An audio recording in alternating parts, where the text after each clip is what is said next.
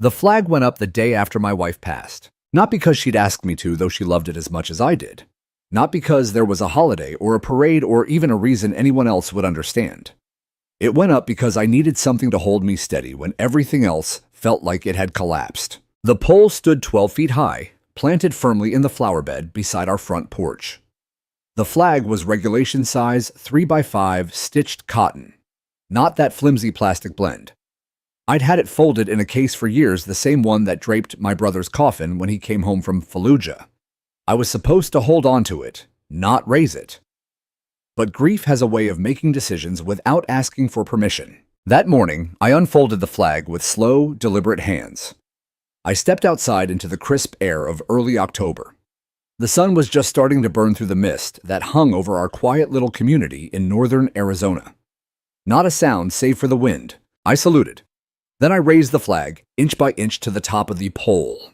It snapped gently in the breeze, colors vibrant against the pale sky. And for the first time in days, I breathed deeply. My name is James Sullivan. I'm 54 years old. I served 2 tours in Iraq with the 173rd Airborne Brigade. I was honorably discharged after a blast shattered the bones in my right leg and took 2 of my closest friends. That was 15 years ago.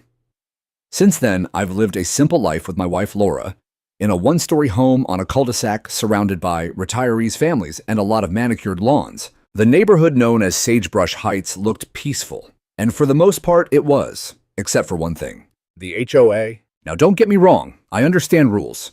I lived by them in the military. Structure keeps things from falling apart. But Sagebrush Heights' HOA was a different beast entirely.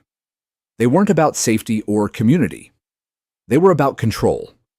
Lawn height regulations, color-coded garbage bins, fines for bird feeders, mandatory attendance at community gardening meetings. And I tolerated it all. I kept my head down, paid my dues, nodded politely at the monthly newsletters. Until the letter came. It was slipped under my door in an envelope marked urgent. No stamp, no signature, just the official HOA letterhead in bold red. Notice of non-compliance, unauthorized flag display. Mr. Sullivan, our records indicate that you have installed a flagpole and displayed an unapproved fixture in front of your residence, as per Sagebrush Heights HOA Article 6. Section 3.8, no external structures or displays may be erected without prior written approval from the board. You are hereby ordered to remove said flagpole and flag within 10 days of this notice to avoid a fine of $100 per day of non-compliance. Failure to comply may result in further legal action. Sagebrush Heights, HOA. I stared at the letter, then looked out my front window. The flag fluttered gently, casting a long shadow over the yard. My wife's flowers still bloomed below it, petunias, marigolds, a few late-blooming lavender stalks. I felt something harden in my chest. That flag wasn't just a decoration. It was a burial shroud, a memory, a statement. It was the last thing my brother touched before we buried him. It was the cloth my wife and I used to cover our dinner table on Veterans Day. It was the reason I limped when I walked, the reason I stood a little taller when I could. And now, a group of people who held potlucks and compared sprinkler systems were telling me it didn't belong. I didn't take it down. Instead, I taped the letter to my front door and left the flag exactly where it was. 2 days later, I received a second notice, this time with a printed photo of my front yard attached. The fine had begun, $100 per day. I wasn't surprised. I'd seen their kind before in the ranks in the mess halls, sometimes even in the officer corps. People who mistake authority for leadership. People who confuse power with purpose. I tried the polite route first. I attended the next HOA board meeting. Walked in wearing my old uniform jacket, not for show, but because it still made people pause. I stood in the back until it was time for public comments. Then I stepped forward, cleared my throat, and spoke. I served this country for 12 years. I buried my brother in a flag just like the one I fly. That pole is mine. The land it stands on is mine. And the right to fly the American flag is not yours to take. The room was silent. Some residents shifted uncomfortably. Others looked down. Only one voice responded. It was the HOA president, Ellen Whitaker, a woman in her 60s with a short haircut, pearl earrings, and a mouth that never quite curved into a smile. Mr. Sullivan, she said with clipped precision, we understand and appreciate your service, but our community guidelines apply equally to all residents. Exceptions create disorder. I stared at her for a long moment. Then I said, "You don't want order, you want obedience." And I walked out. I thought that might be the end of it. That the image of a limping veteran in uniform speaking about his fallen brother might spark something compassion, decency, even just doubt. But 2 days later, they escalated. They placed a lien on my house, 1,200 in fines and climbing. They sent a third notice, and then they issued a legal summons. They were suing me over a flag. Over my flag. They picked the wrong veteran. I spent the next morning sitting at my kitchen table, the court summons unfolded beside a mug of bitter coffee that had long since gone cold. I kept staring at the seal on the document the way it practically dared me to back down. I'd been through worse, much worse, but this felt different. Not because I was afraid, but because I was angry, righteously angry. This wasn't about the money. It wasn't even about the HOA anymore. It was about principle. About the kind of country I swore an oath to defend.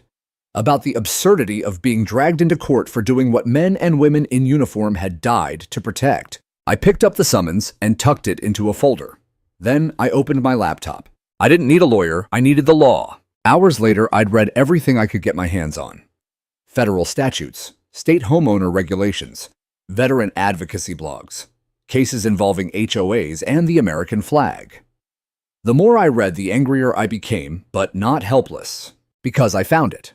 A single line in the Freedom to Display the American Flag Act of 2005, a condominium association, cooperative association, or residential real estate management association may not adopt or enforce any policy that would restrict or prevent a member of the association from displaying the flag of the United States on residential property within the association. It was right there in black and white. They were in violation of federal law. I printed the statute, highlighted every relevant section, and stapled it to a copy of the HOA's own bylaws, which interestingly made no specific mention of flag restrictions. They had simply lumped it in under unauthorized external fixtures. I'd seen that kind of language before in bureaucracy, in briefings, in base manuals. Vague on purpose, broad enough to stretch, narrow enough to weaponize. But not against me. Not today. I drafted a letter. It wasn't angry. It was precise. I included the legal citations. I listed past court cases. I quoted the Flag Act. I stated clearly that I would not be removing the flag, and that any continued attempt to penalize me would be met with a countersuit for harassment, constitutional violation, and punitive damages. Then I added one more thing. I blind copied the letter to a few key people: the local chapter of the American Legion, a regional veterans legal group, a local investigative reporter known for covering HOA abuse, and the office of our U.S. representative. I didn't send it by email. I delivered it in person. The HOA board was holding a closed meeting that evening. I knew the room they used, the community clubhouse, same as always, with its dusty fake plants and water-stained ceiling tiles. I wore a clean shirt, polished my boots, and walked in just as they were starting. Ellen Whitaker looked up, startled. "Mr. Sullivan, this is a private session." I dropped the stack of documents on the table. "I just wanted to make sure you received this." She glanced at the cover page. Her eyes narrowed. "This will not change our decision," she said. I leaned forward, calm. "It already has. You're not just breaking your own rules. You're breaking federal law. And you're about to find out what happens when you pick a fight with someone who's spent his whole life learning how to finish them." Then I walked out. By the next morning, things had shifted. Fast. The reporter I'd copied, his name was Diego, called me before breakfast. He wanted an interview. Said he'd seen HOA cases before, but this one was as American as it gets. I agreed to meet him on my porch, right under the flag. He showed up with a cameraman that afternoon. I didn't give a speech. I told the truth. About my service. About the flag. About how it felt to come home to a quiet street where the only war left was the one over paint shades and mailbox styles until the people in charge decided even my silence was too loud for them. He asked me what I wanted. I looked straight into the lens and said, "I want the next veteran who flies a flag to do so without fear of being punished for it. That's all." The segment aired that night, and it spread like wildfire. Within 48 hours, the American Legion issued a public statement in support of my case. The story was picked up by a regional news network. My mailbox overflowed with letters, some handwritten, some typed, thanking me for standing up. But what changed everything was what happened next. Sunday morning, I stepped outside and froze. Up and down the street, every house, every porch, every mailbox was flying an American flag. Big ones, small ones, handmade ones. Some draped across balconies. Others hoisted on makeshift poles made from broom handles and curtain rods. At least 30 flags. Neighbors waved as I walked down the street. Some saluted, some just nodded. I saw Mr. and Mrs. Rivera from 2 doors down holding hands. He whispered I served in Vietnam. I was afraid to say anything. Thank you for reminding me I still had a voice. I nodded, my throat thick. And then, in the distance, I saw Ellen Whitaker standing on her porch, watching. For the first time since I'd known her, she didn't look angry. She looked outnumbered. The Monday following that sea of flags, I received another envelope on my doorstep. But this time, it wasn't from the HOA. It was from the Office of the State Attorney General. I opened it slowly, scanning the bold-lettered heading, Request for Information Regarding Alleged HOA Misconduct, Sagebrush Heights. My heart surged. Attached was a formal inquiry into the Sagebrush Heights HOA, citing credible evidence of potential civil rights violations, specifically referencing actions taken against residents displaying the U.S. flag. They wanted statements, documentation, testimony, and they wanted mine. I smiled for the first time in weeks, not because I was winning, but because the truth was finally loud enough to be heard. I picked up the phone and called Diego, the reporter. He answered on the first ring. They're being investigated, I said, voice steady. He chuckled. You're becoming a legend, James. I'm just a guy with a flag. Yeah, he said. But you're also the guy who made 30 other flags go up in one night. That afternoon, I sat down at my dining table and wrote out a full report, dates, times, letters, the text of the HOA's notices, and the Freedom to Display the American Flag Act. I even included screenshots from the news clip and a quote from the state's own real estate website that explicitly protected veteran homeowners. It wasn't just a complaint, it was a case file, and it was airtight. Meanwhile, the HOA scrambled. Within days of the Attorney General's inquiry, they canceled their monthly meeting due to unforeseen circumstances. Their website went down. Emails bounced back, and Ellen Whitaker, she vanished from the neighborhood scene like mist in sunlight. Rumors spread she'd resigned. Others said she was on sabbatical, but no one saw her at the clubhouse again. In her place, a hastily appointed interim board took over mostly low-profile names I didn't recognize. But what caught my attention was the very first memo they distributed, Re Community Unity and Resident Expression. The Board of Sagebrush Heights acknowledges recent events and concerns expressed by residents. We recognize the significance of patriotic displays and affirm that residents have the right to display the American flag in accordance with state and federal law. All fines related to unauthorized flag displays are hereby revoked. We sincerely apologize for any distress caused and are committed to rebuilding trust. I must have read it 10 times. Not because I couldn't believe it, but because I knew how rare it was for people in power to actually admit they were wrong. But I wasn't done. 2 days later, I spoke at the Community Open Forum, standing at the same podium where I'd once been dismissed. The room was full, packed to the walls. Not just neighbors, but a few strangers from nearby towns who had followed the story. Some wore veteran ball caps, others brought their children. I looked out over the crowd, flag pin on my chest folder in my hand. But I didn't read from it. I spoke from memory. You don't have to serve in uniform to love this country. But if you've ever saluted a flag or cried during a national anthem or whispered thanks to someone in boots at the airport, then you know what it represents. That flag is not a decoration. It's not a prop. It's a promise. And when someone tries to shame you for flying it, what they're really trying to do is rewrite who gets to belong. I fought for every person in this room to be free. Free to speak, free to disagree, and yes, free to fly the very thing that made us a nation in the first place. I stepped back. The room was quiet not because they disagreed, but because there was nothing to add. Then a voice from the back called out, "You've got my vote, James." Laughter, applause. I waved it off. I'm not running for anything, I said. I just want to be left alone with my flag and my memories. But it didn't stop there. That night, something extraordinary happened. Residents spontaneously began setting out lanterns along the sidewalks, red, white, and blue paper lanterns, flickering down the entire length of Sagebrush Heights. One by one, porch lights went on. Someone started playing God Bless America from a speaker. Neighbors gathered outside, some holding small flags, some hugging others, just standing in the golden light of unity and relief. It was quiet. It was healing. And it was real. I stood on my porch watching it unfold, heart full. Then I heard footsteps. It was Tom from across the street holding 2 beers. He offered one. We didn't say much. We didn't need to. He just nodded at the flag above me and said, "You made us remember something, James." I looked at it glowing softly in the evening breeze. I didn't make anything I said. I just refused to forget. A week later, the letters came again, but this time, they weren't threats. They were thank yous, cards, notes, handwritten letters, folded sheets tucked into my mailbox or slipped under my doormat. My son's in the Navy. I was always scared to fly the flag, but not anymore. Thank you for standing up.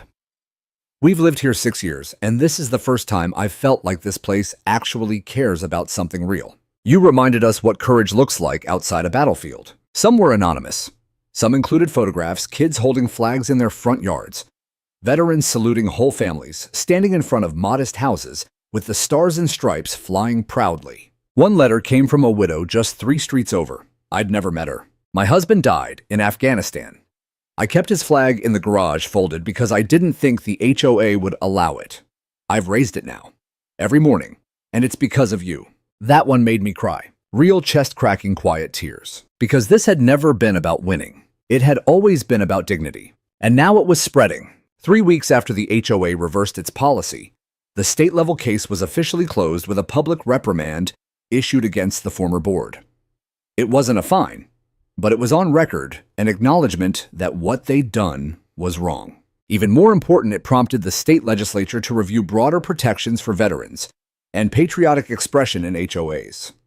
It wasn't just about Sagebrush Heights anymore. My flag had become a ripple in a much larger pond. A reporter from a national news outlet called me for an interview. I turned it down. I wasn't interested in fame or clicks or headlines, but I did send him a quote. "This isn't about me. It's about everyone who flies a flag for someone they loved. Everyone who believes you shouldn't need permission to be proud of where you come from, especially when you've bled for it." He printed the whole thing word for word. One evening, just before dusk, I walked the neighborhood. It had become a habit, a kind of patrol not for safety, but for peace of mind. I liked seeing the porches lit, the children playing the small quiet signs that life had recalibrated around something kinder. When I reached the corner near the playground, I saw a group of teenagers sitting beneath a tree. One of them looked up and gave me a nod. "You're the flag guy," he said. I smiled. "Guess so." He pointed to a pole near the clubhouse where a brand new flag had been raised, installed by the new HOA board as a sign of unity. "My granddad was in Korea," the boy said. "I never met him, but thanks for what you did." That meant more to me than any article, any memo, any courtroom win. It meant it mattered. It still mattered. Laura would have been proud. She always said I had a stubborn streak, but she also knew I had a line in the sand, a point where I wouldn't back down. I kept thinking about that first morning I raised the flag after she passed. The ache in my bones, the silence in the house, the wind catching that cotton for the first time in years. She would have stood beside me. She would have baked a pie for the entire HOA board, then handed them a copy of the US Code with a smile. I missed her more in victory than in loss, because she'd always believed the point of being strong was to protect those who couldn't be. And now I understood. This fight, this whole messy, absurd battle over a flag, it wasn't about me. It was about making sure the next guy didn't have to do it alone. That weekend, the community held a new kind of event, Freedom Fest. It wasn't organized by the HOA. It was started by the neighbors. No fees, no permits, no forms. Just potlucks, flags, and folding chairs. Veterans were invited to share stories. Children read poems. A local high school choir sang the national anthem. I stood in the back near the food tables nursing a lemonade, watching it all unfold. No one asked me to speak. I was glad, because this wasn't my story anymore. It belonged to the community now, and they were writing it the right way. At the very end, as the sky turned lavender and the last verse of America the Beautiful faded, someone lit a lantern. Then another, then dozens more white-red, blue floating softly into the evening air. And for a moment, I just stood still, hand over my heart beneath the flag that started it all. The one they said I couldn't fly. The one that still flies today. Because of a promise. Because of principle. Because freedom doesn't ask for permission. Months passed. The chill of fall melted into a soft Arizona winter, where the desert sky burned orange at sunset, and mornings arrived like a whisper. Life in Sagebrush Heights quieted, at least on the surface. The HOA had a new board, younger, humble, mostly quiet folks who understood that community meant more than control. I attended one meeting, just one, long enough to see that things had changed. The flagpole still stood in my yard. The cotton was faded now, a little frayed at the edges. I'd have to replace it soon, but I hadn't yet. Not because I was lazy, but because every time I looked at it, I remembered the day I raised it. The defiance, the grief, the silence that broke only when the wind caught the fabric like a breath. People still waved at me differently now. Not just polite nods, but meaningful gestures. A hand to the heart, a thumbs up. Sometimes just a look that said, "Thank you." And though the reporters had moved on, the story didn't end, because flags kept popping up not just here, but in other HOAs, other towns. I started receiving photos from across the state: veterans, widows, firefighters, single moms. Some had read about my case. Others had just felt it. They understood that when you let a flag fall under the rules of fear, you let something sacred fall with it. But not everyone liked what I'd done. One morning in late January, I found tire tracks across my lawn. Someone had driven up the curb right into the garden bed beneath my flag. Petunias crushed, soil torn. A beer can left behind, crushed, still dripping. I called the sheriff. He came by, shook my hand, looked over the damage. "You think this is about the flag?" "I know it is," I said. He nodded. "I'll file a report, but chances are they won't come back." He was wrong. 2 nights later, someone egged the pole. Left a note duct taped to the base. "HOA was right. You're just a glory hound." It didn't scare me. It pissed me off. But more than that, it reminded me that the fight wasn't over. Not really. Because when you stand up in a quiet world, the silence doesn't always applaud. Sometimes it throws eggs. I didn't call the sheriff this time. I cleaned the pole myself, scrubbed the eggshell off the metal, wiped the base down with bleach and vinegar. Then I went inside and opened a dusty box from my hall closet. Inside was a brand new flag, stitched by my wife Laura the year after we got married. She used to say every stitch was a prayer for peace, for truth, for memory. I raised it the next morning. Not in mourning, not in protest. In resolve. Let them see it. Let them try again. This wasn't just about who I was. It was about who we all had to be when the easy road was cowardice. Then came the invitation. A letter from the state capitol bearing the seal of the Arizona House of Representatives. They were honoring local veterans for notable contributions to civil liberties in the state. A formal ceremony, awards, speeches, a private meeting with lawmakers. At first, I wanted to decline. The thought of sitting in a suit under fluorescent lights listening to bureaucrats clap politely felt hollow. But then I remembered something Laura once told me. Symbols are only empty when we leave them alone. So I went. I sat through the speeches. Listened to younger soldiers tell their stories. Heard a mother speak about losing her son in Afghanistan. Then they called my name. I walked to the front straight-backed, despite the limp, dressed not in a suit but in my uniform. The one I'd worn at every funeral, every flag ceremony, every memory that still clung to me like a second skin. They handed me a plaque, but I didn't take the mic. I took a folded flag from my pocket, Laura's flag. The one I'd raised on the worst day of my life, and again on the best. I held it up, unfolded it slowly, and said one sentence. This is the only recognition I ever needed. And they stood, all of them, because sometimes a single gesture says more than applause ever could. When I came home that night, I walked the length of the neighborhood. Flags still stood in front yards. No fines, no threats, just quiet resolve fluttering in the breeze. The mailbox had another letter, this one from a woman in Oregon. "I'm not a veteran, I'm a teacher. But I saw what you did, and now I teach my students what the flag really means. Not politics, not fear, but love. Of people, of sacrifice, of freedom." I pinned it to my fridge. Then I made dinner, turned off the lights, and sat on my porch watching the flag cast long shadows over the grass, still whole, still flying. And I thought, this is what victory looks like. It isn't loud. It isn't fast. It doesn't come with parades. It comes in the quiet moments after the storm when the wind still moves and you can finally exhale. Because the flag is still there, and so are we. Spring came slowly that year, inching across the valley with pale desert blooms and the scent of new beginnings. After months of turbulence, Sagebrush Heights had settled into something like peace. Not perfection, but peace. The new HOA board held regular meetings, but they felt different now. Less like interrogations, and more like community potlucks with a side of paperwork. People attended, people spoke, and for once they were heard. I still sat on my porch every morning, coffee in hand, boots resting on the rail. The flag above me swayed gently, a metronome to the rhythm of healing. Life had returned to a slower pace. But healing doesn't mean forgetting. And some scars don't fade quietly. It was mid-April when I received a letter postmarked from a law office out of Phoenix. The name on the envelope sent a jolt through my chest, Ellen Whitaker. I hadn't heard it in months. Inside was a typed note, short and formal. Dear Mr. Sullivan, after careful reflection and legal review, I have withdrawn any personal claims against you regarding previous actions under my tenure with the Sagebrush Heights HOA.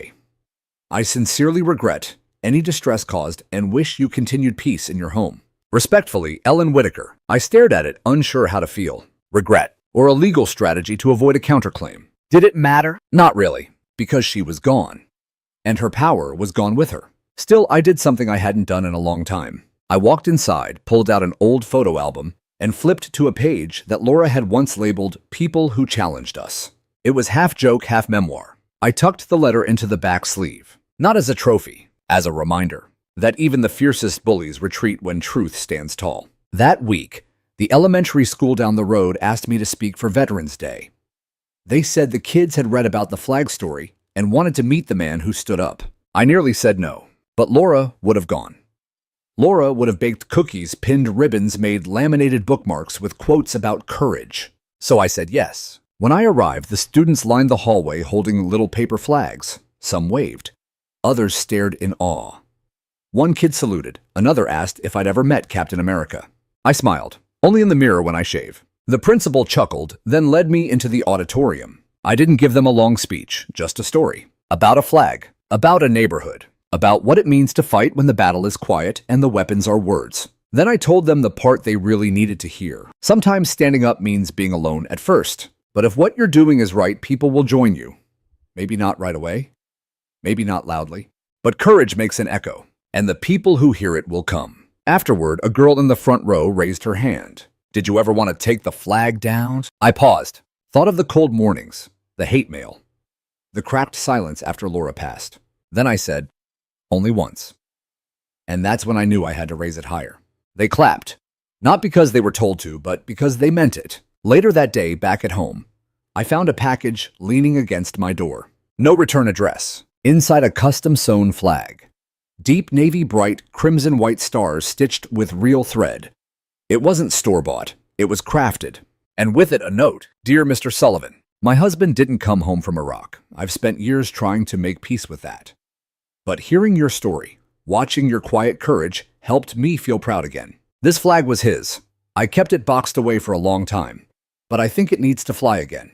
If you're willing, would you raise it for him?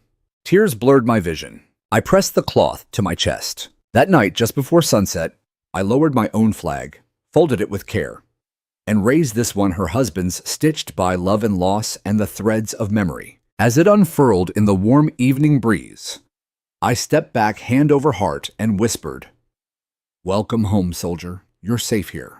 The neighbors noticed. Again. Without a word, without a memo or a rallying cry, more flags appeared. Some old, some new.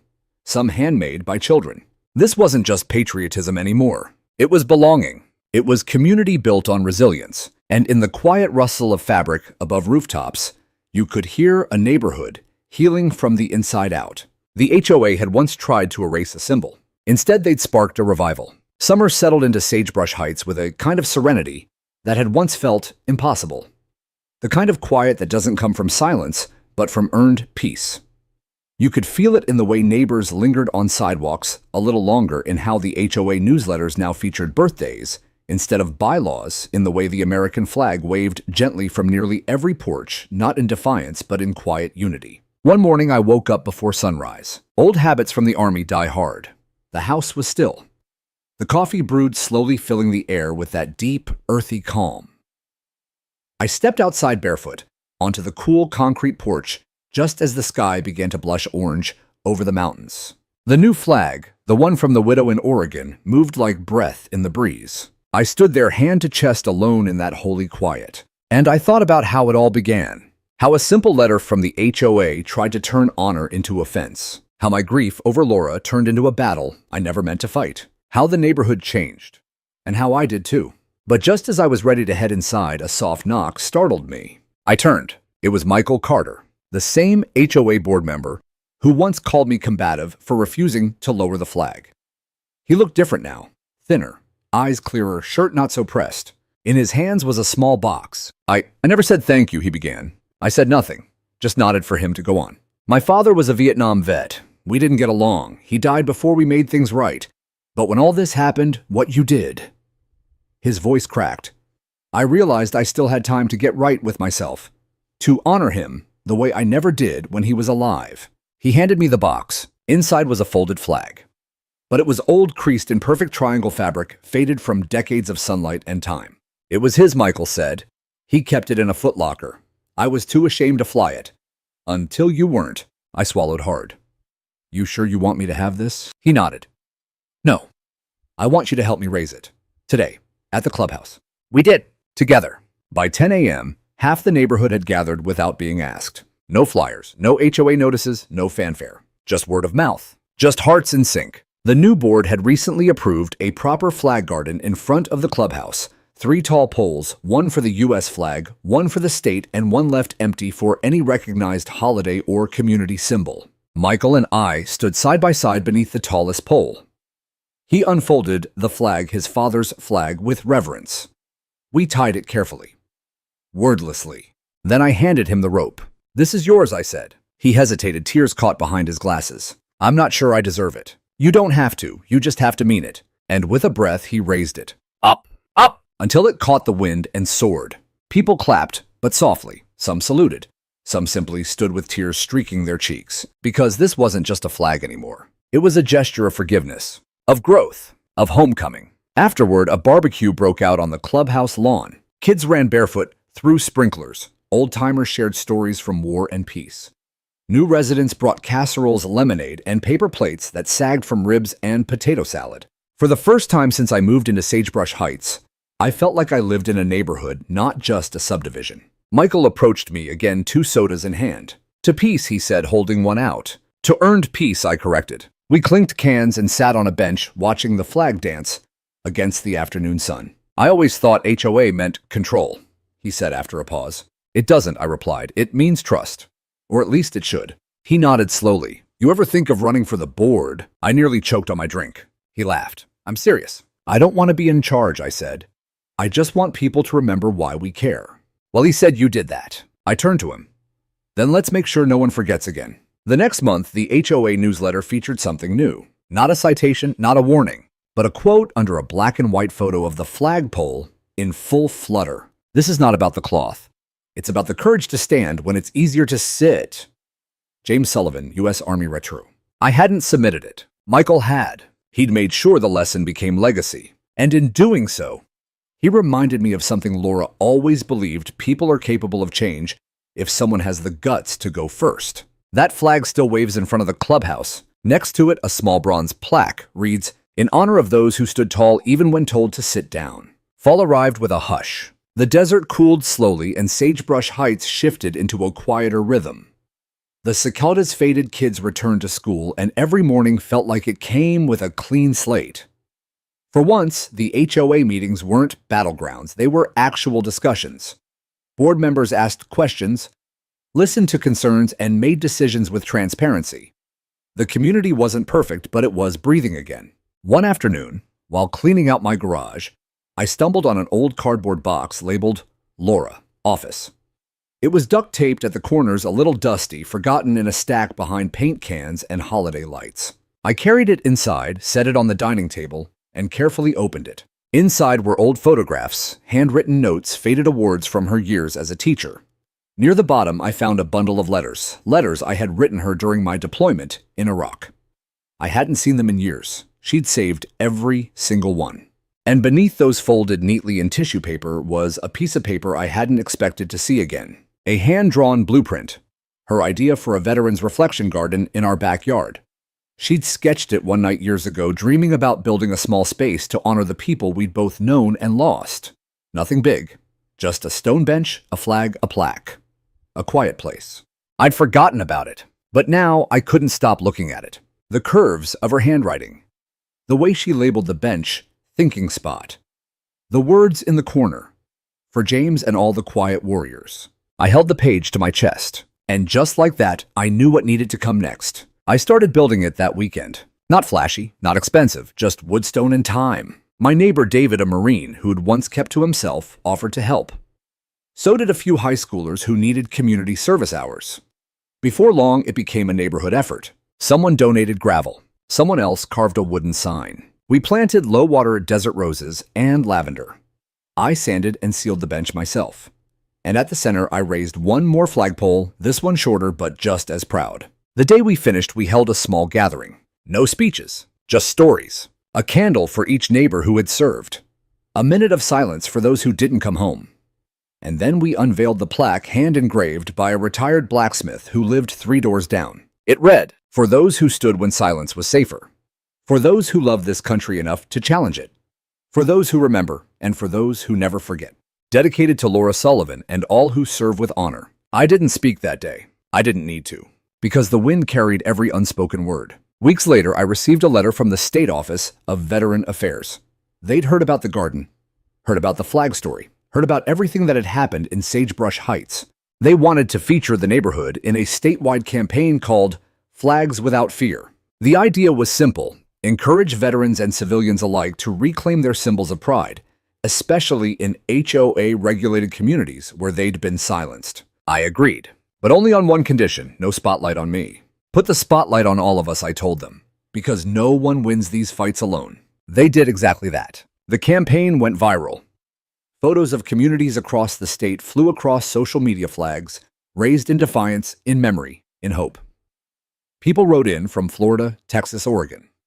Some even included photos of their loved ones lost in war, smiling in grainy black and white prints beneath bold captions, "Still flying." And then came the call from Congress. The House Committee on Veterans Affairs had introduced a bipartisan resolution inspired by the campaign, one that would require every HOA in the country to include by default the right to fly the American flag in their CC&Rs.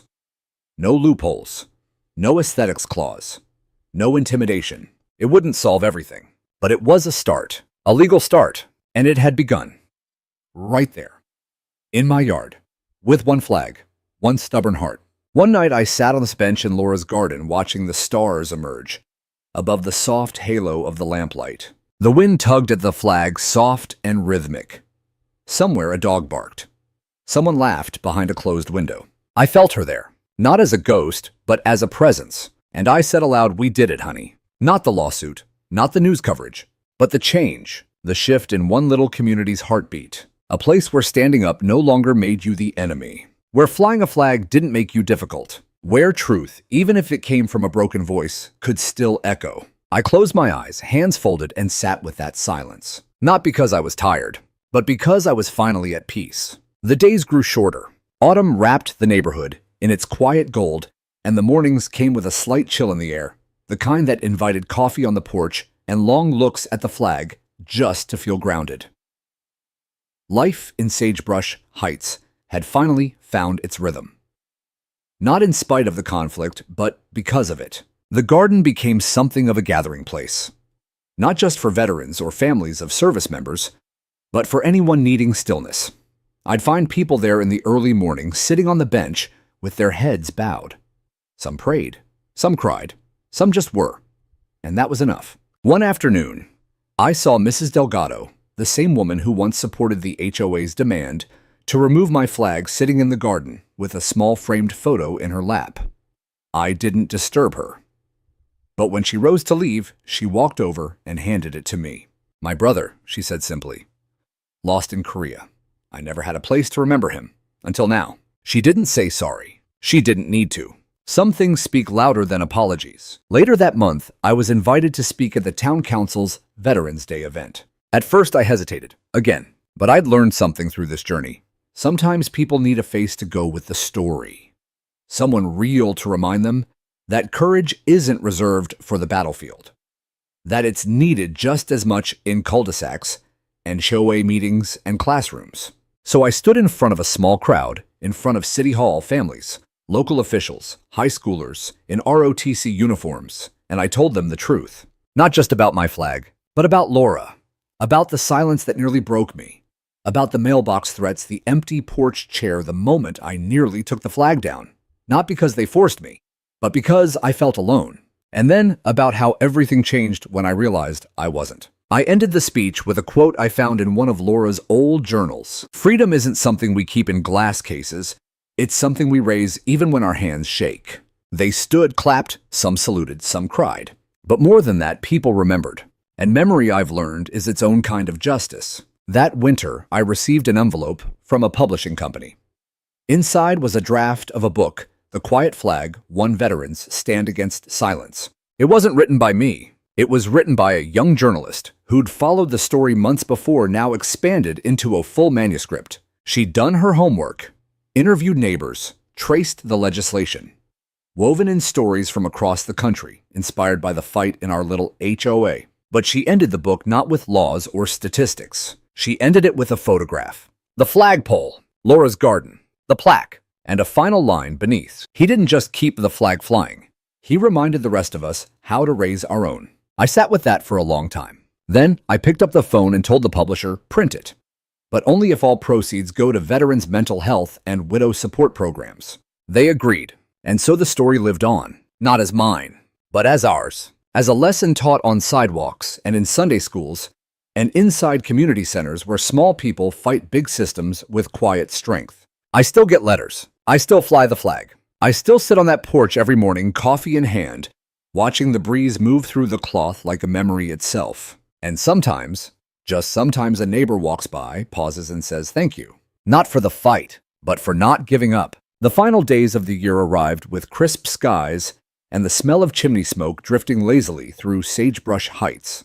There was peace in the air, the kind that doesn't shout or demand attention, but hums gently beneath the surface of a neighborhood that had learned to grow.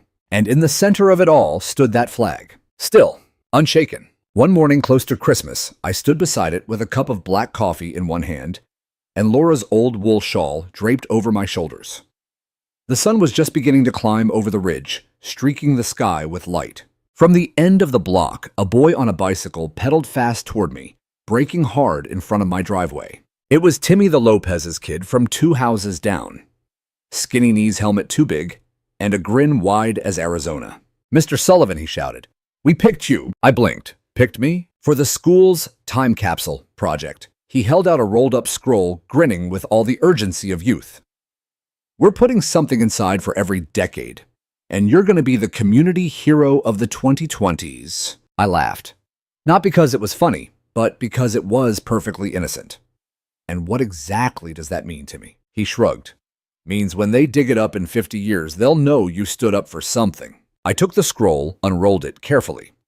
Inside was a hand-drawn picture, me the flag, and a bunch of stick-figure kids underneath it with the words, "He made our neighborhood brave again." I didn't cry, but I damn near did. "Tell your class," I said, "that I'm honored." That evening, I wrote my own letter. Not for the capsule, not for the papers, just for me, for Laura. I placed it in the wooden box we'd once used to keep garden seeds. Laura. They listened. Eventually, they listened. The flag still flies. And your garden. It's become a kind of sacred place around here. People sit, breathe, remember, just like you wanted. I know I didn't always believe in soft things. I came home hard. War does that. But you planted gentleness in me anyway. And somehow, even after you were gone, I heard you loudest in the silence. This fight wasn't just about cloth. It wasn't even about rules. It was about dignity. And now, because of you, there's a little more of it in this world. I miss you, but I carry you every day. Love always, James. I folded the letter and sealed the box. Then I walked it into the garden. Beneath the bench, beneath the plaque, I placed it gently in a hollowed spot by the roots of the lavender bush. Covered it with soil. Pressed my hand to the ground like a promise.